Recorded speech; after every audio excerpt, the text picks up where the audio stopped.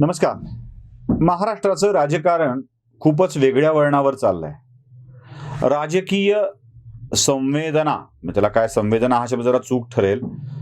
राजकीय जाणीवा इतक्या वाढत चालल्यात, राजकीय संवेदनशीलता इतकी वाढत चालली आहे की आपल्या विरोधात काही घडत असेल तर त्याचा प्रतिकार अत्यंत घृणास्पद पद्धतीनंच करायचा, असा प्रघात आता महाराष्ट्रात पडू लागलाय.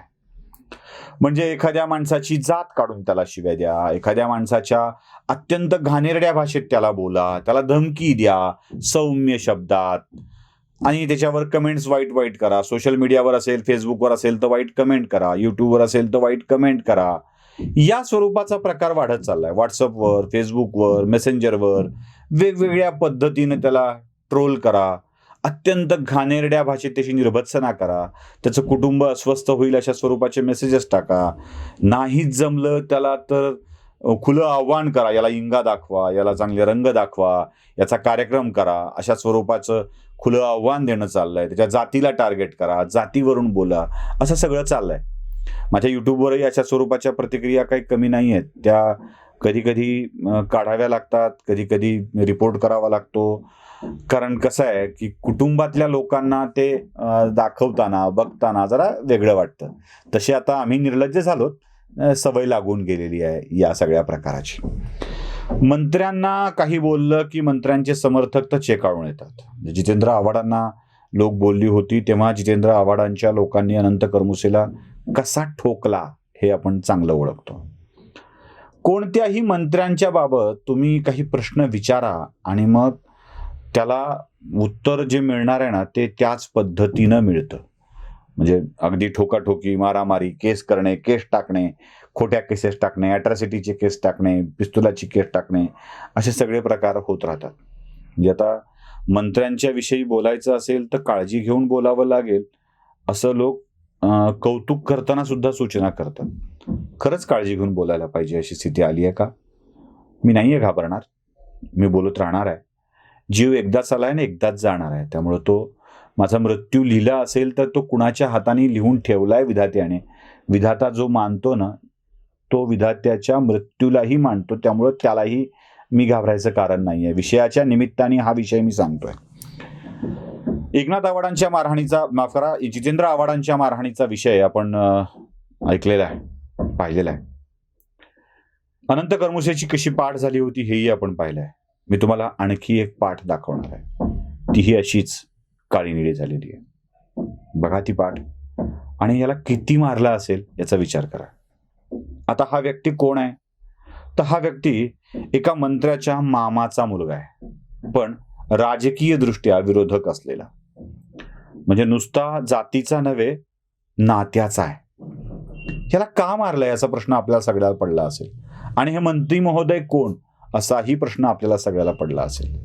आता याला मारणारा दुसरा कोण व्यक्ती आहे माहित आहे? याला मारणारा व्यक्ती आहे मंत्र्यांचा भाऊ. म्हणजे मंत्र्याच्या भावानीच या व्यक्तीला मारलाय. तुम्ही म्हणाल की मंत्र्याचा भाऊ त्याच्या मामाच्या पोराला मारतो, यात बातमी ती काय? काय घडलंय असं? काय त्यांची आपसातली कौटुंबिक भांडणं असतील, ती भांडली असतील. हे कौटुंबिक भांडण नाहीये, हे भांडण आहे एका अशा विषयाचं ज्यात अनेक लाखो नव्हे कोट्यावधी रुपयांचा अपहार आहे.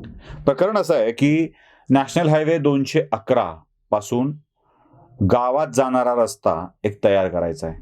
आता हा रस्ता आहे पैठण तालुक्यातला.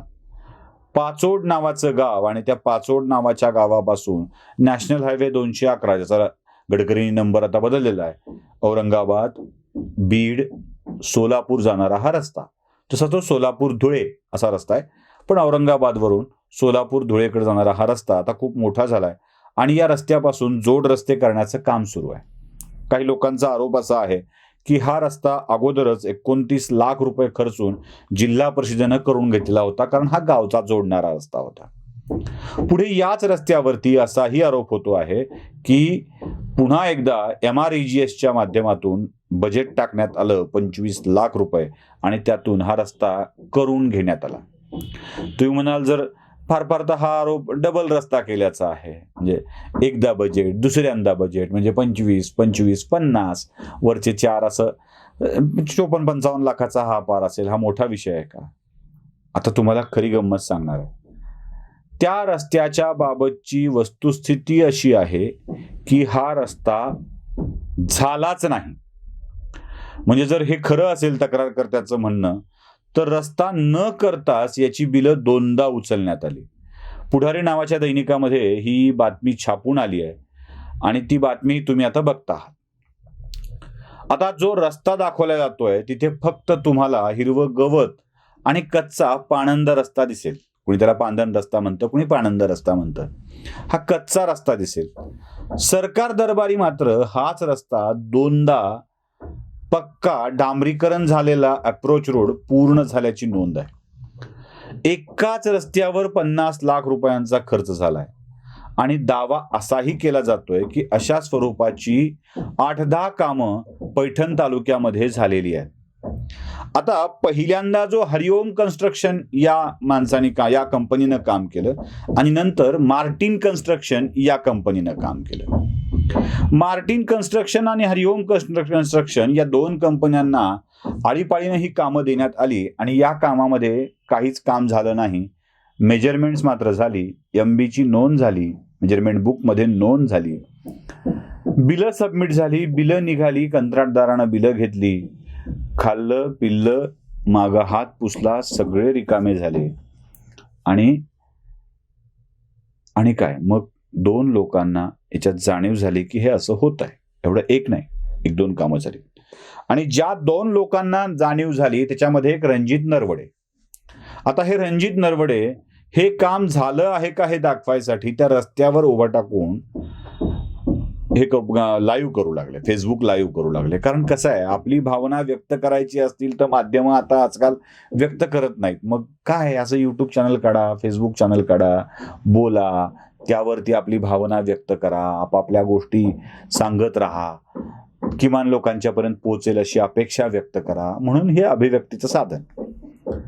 आता तू फेसबुकवर का टाकतोयस हे एक कारण, आणि तक्रारी करून आमचं काम उघडं का करतोयस हे दुसरं कारण. ज्या वेळेला फेसबुक लाईव्ह चालू होतं त्याच वेळेला या मंत्री महोदयांचे म्हणजे संदीपान भुमरे, जे राज्याचे रोजगार हमी योजना मंत्री आहेत, या संदीपान भुमरेंचे बंधू आणि त्यांचे कार्यकर्ते या नरवडेंना हाटकू लागले, विचारू लागले आणि थेट मारायला सुरुवात केली. त्या मारहाणीचं छायाचित्र देखील मी तुम्हाला दाखवतोय. दुर्दैवाने याचा व्हिडिओ झाला नाही, पण एक फोटो मात्र निघाला, तो क्लिक झाला, तोही तुम्हाला दिसतोय. आता याला सरळ इतकं बेदम मारहाण केली की त्याची पाठ पूर्ण काळीनिळी होऊन गेली. या रणजित नरवडेची पाठ पुन्हा एकदा तुम्हाला मी दाखवतोय, जी अनंत करमुसेची पण दाखवली होती, ही पण पाठ तुम्हाला मी दाखवतोय. इतकं बेदम त्या व्यक्तीला मारण्यात आलं. आता मला तुम्हाला या आधी केलेली बातमी पण सांगायची आहे. रोजगार हमी योजनेच्या कामावर कोविड पॉझिटिव्ह असलेल्या आणि रुग्णालयात उपचार घेत असलेल्या उपचाराच्या कालावधीतील डेट्सवर कामगार कामाला होते.